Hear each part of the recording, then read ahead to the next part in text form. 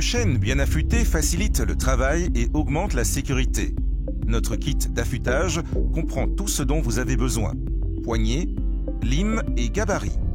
Veillez à avoir le gabarit correct pour votre chaîne. Lisez attentivement le manuel d'utilisation pour plus d'informations. Veillez à ce que la tronçonneuse ne bouge pas. Examinez la chaîne et déterminez le maillon de coupe qui nécessite le plus d'affûtage. Commencez toujours par le maillon de coupe le plus endommagé. Verrouillez le frein de chaîne, de sorte que la tronçonneuse ne puisse pas tourner en cours d'affûtage. Les flèches sur le gabarit doivent pointer dans le sens de rotation de la chaîne, vers la pointe du guide. Placez le gabarit comme ceci, au-dessus d'une dent de la chaîne. Veillez à ce que le gabarit soit entièrement enfoncé sur la chaîne. Placez la lime au milieu du gabarit. Il est important que la lime soit parallèle au côté du gabarit de la lime pour un affûtage correct de la dent de la chaîne. La lime doit reposer sur les deux roulettes du gabarit. Il est important que les deux roulettes tournent durant l'affûtage. Saisissez fermement avec les deux mains. Limez toujours vers l'avant avec des mouvements réguliers et continus.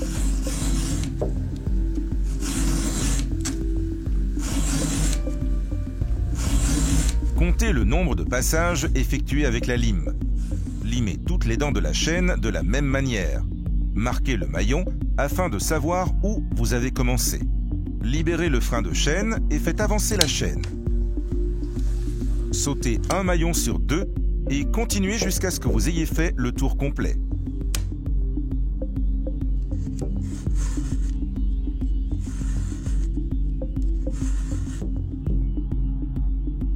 Ceci fait, retournez la chaîne et limez le reste des maillons.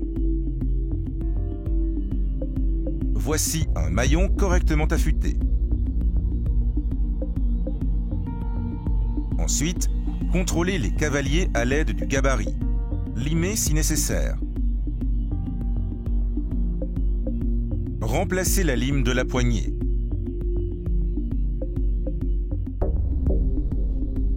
Placez ensuite le gabarit comme ceci. Placez le cavalier ainsi dans le trou et veillez à ce que la face inférieure de la plaquette repose contre le bord de la chaîne, à l'avant comme à l'arrière. Si le cavalier dépasse le bord du gabarit, il faut le limer. Limez vers l'avant avec des mouvements réguliers et en continu. Le cavalier détermine la taille de coupe.